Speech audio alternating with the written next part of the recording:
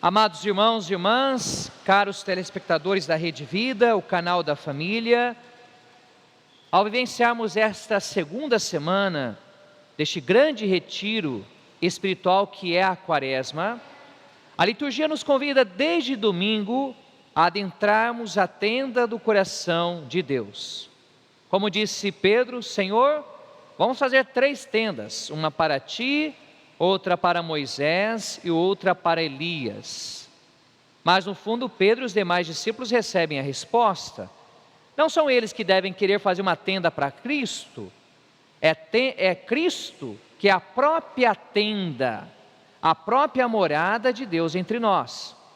Tanto é verdade que no judaísmo há uma festa chamada Festa das Tendas, Festa das Cabanas, que o povo judeu até hoje celebra aquele período histórico no qual eles tiveram que armar tendas no deserto, e Deus habitou a tenda da habitação, como veremos lá no final do livro de Êxodo.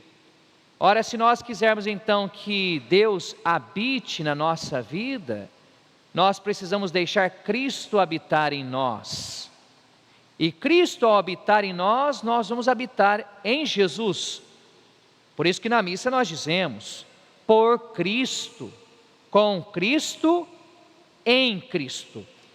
Ser discípulo é estar em Jesus, é ser enxertado no Senhor, para que possamos neste retiro quaresmal dizermos como o apóstolo Paulo na carta aos Gálatas: não sou eu quem vivo, é Cristo que vive em mim. E para sabermos se estamos realmente enxertados em Cristo, assim como Cristo é a videira e nós somos os ramos, e Ele transmite a sua vitalidade a nós, que é a força do seu Espírito Santo, seu amor, a condição, o critério para nós analisarmos isso é se de fato escutamos e colocamos em prática o seu Evangelho.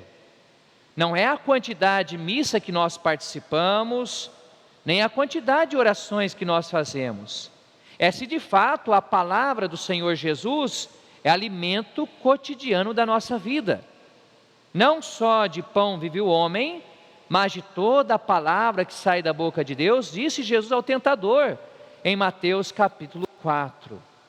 Em cada Eucaristia, nós nos aproximamos desta mesa que o Padre está fazendo a homilia.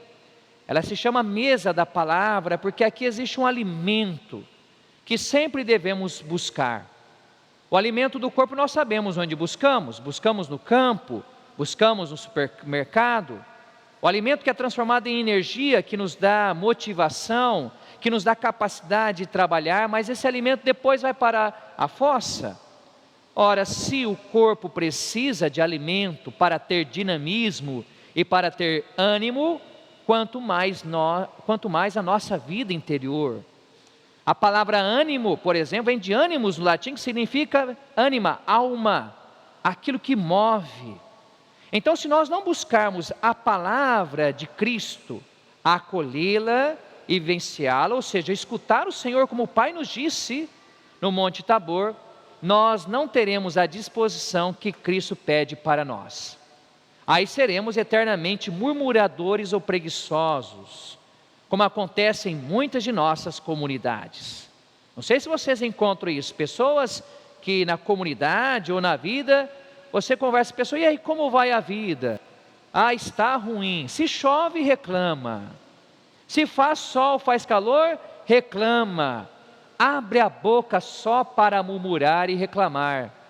Nessas almas que precisam de compaixão, no fundo, a murmuração só pode ser vencida por meio da palavra de Deus. A palavra de Deus, quando ela realmente toca o nosso coração, e nós diariamente, aqui na Rede Vida, você acompanha a missa diariamente, ela vai criando um estado de alma, ou seja, um estado de ânimo, de abertura à ação de Deus na nossa história. Nós começamos a escutar Cristo dentro de nós, Ele é o nosso mestre interior, como dizia Santo Agostinho, Cristo fala dentro de nós. Padre, eu nunca escutei Jesus dentro de mim, como eu posso escutá-lo? Faça silêncio, busque ler a palavra de Deus, vai fazer uma visita à igreja. Há quanto tempo você não vai fazer uma visita a Jesus no sacrário? Às vezes você tem a sua comunidade, tem uma capela lá, tem uma igreja matriz, Às vezes as igrejas estão abertas, e elas devem ficar abertas para o povo. Vai lá no silêncio, vai rezar ao Senhor. Talvez na sua casa existe muito barulho, se tem criança lá, as crianças não param. Às vezes alguém que gosta de um som mais alto, um vizinho que não quer escutar apenas as músicas, que não tem muita letra, não quer escutar somente para ele, quer que os outros também escutem. Então vai lá na igreja, vai rezar, dobre o joelho ao Senhor. Quaresma é para isso. E aí você vai começar a nutrir a intimidade com Cristo. E aí a gente vai abandonar toda forma de hipocrisia. O que o Senhor falou hoje no Evangelho? Ele questiona fortemente os mestres da lei e os fariseus. Não é que todos eram assim. Havia muitos mestres da lei e fariseus, pessoas bem intencionadas, como hoje também. Se um padre comete um erro, todos os padres não prestam? Vocês podem ver que é assim, não é? Às vezes um padre comete um erro, todo mundo fala, nenhum padre presta.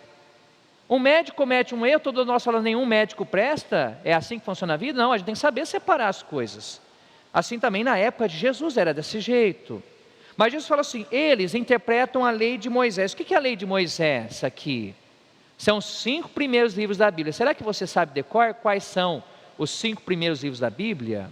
Ou se você abrisse a sua Bíblia agora na sua casa, ia cair aí da sua Bíblia rosa abençoada, ia cair da sua Bíblia conta de luz, você ia começar a espirrar, hein? Nós temos que começar a ler a Bíblia não só pode ser livro de enfeite, não é? Opa, ler a Bíblia todos os dias. Quais são os 5 primeiros livros da Bíblia? Gênesis, Êxodo, Levítico, Números e Deuteronômio. Esses 5 primeiros livros da Bíblia é a lei de Moisés. Quando Jesus está citando a lei de Moisés, ele não está falando de um livro só, ele está falando desses 5 livros, porque nesses 5 livros está ali presente a misericórdia, o amor de Deus pelo povo de Israel. E às vezes a gente não lê nenhuma partinha do Antigo Testamento, né? Temos que começar a ler o Antigo Testamento também para entendermos quem é Jesus. Jesus falou assim, eles como teólogos, eles têm autoridade para interpretar a lei de Moisés, ou seja, para interpretar a palavra de Deus. Nós padres estudamos teologia, os leigos também estudam, então nós interpretamos a palavra de Deus, mas aqui é sempre um ponto de interrogação para nós. Vocês devem imitá-los, naquilo vocês devem observar o que eles dizem, mas não imiteis suas ações.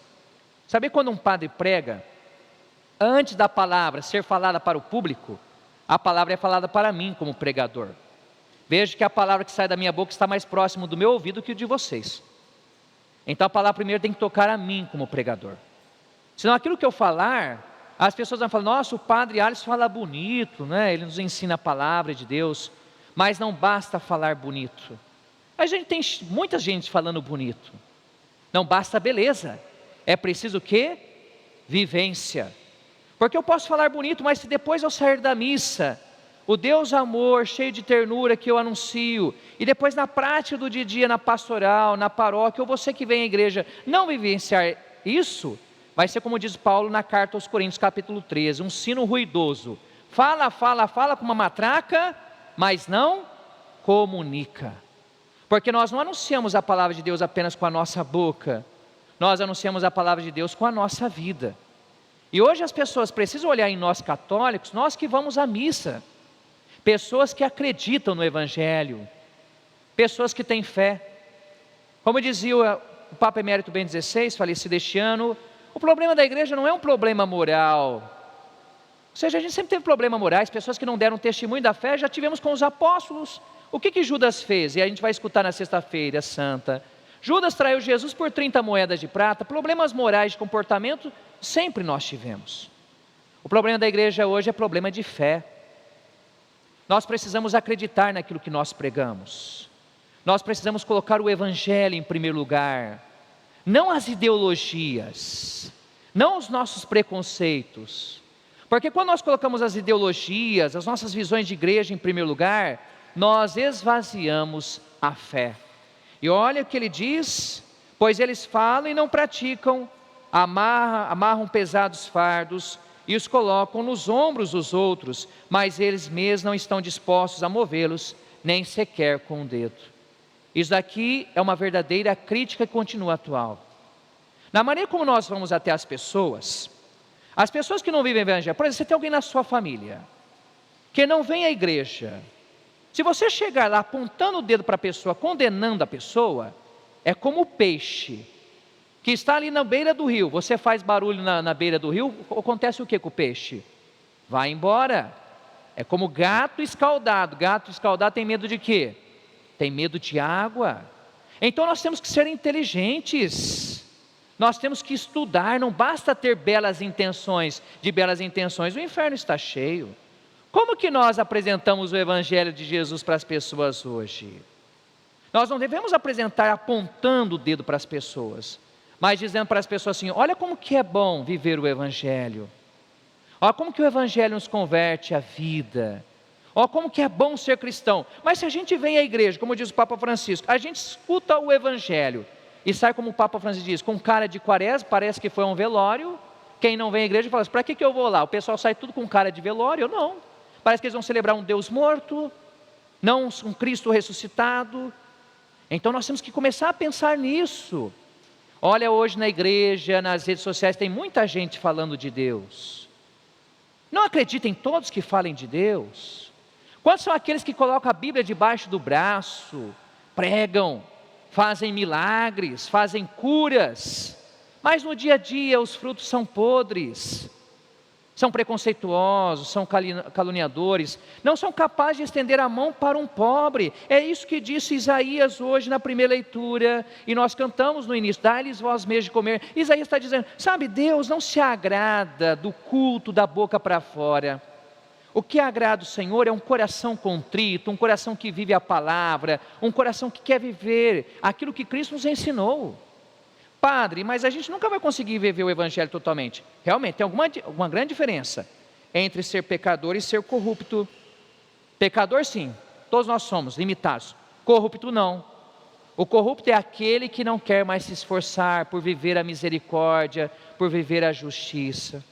Eu lhe convido então esta semana, diante desse Evangelho exigente de Jesus, veja, que Jesus fala que entre nós deve haver servidores, pessoas que com humildade querem colocar a palavra de Deus em prática. Olha um pouco para a sua vida. Como você tem apresentado Jesus dentro da sua casa, no seu ambiente de trabalho? Lembrando que a gente só vai falar com Jesus com propriedade se antes nós falarmos com Cristo. Existe muita gente na igreja querendo fazer coisas para Cristo. Antes de fazer coisas para Cristo, é preciso estar com Cristo. Porque quando a gente faz coisas para Cristo, mas não está com Ele, uma hora a gente cansa, abandona a igreja e abandona o Senhor. Então vamos viver a conversão, vamos viver a palavra de Deus, porque o que agrada o Senhor é um coração contrito, disposto a segui-lo em todas as circunstâncias. Nós vamos continuar a nossa Santa Missa e vamos oferecer no altar um sacrifício que é agradável ao Pai. Qual que é esse sacrifício? É o sacrifício do seu Filho Jesus na cruz, que atualizamos em cada celebração. Cantemos. Esse programa teve o apoio dos nossos benfeitores. Seja você também um benfeitor evangelizando com a gente. Ligue 0 operadora 11 4200 8080.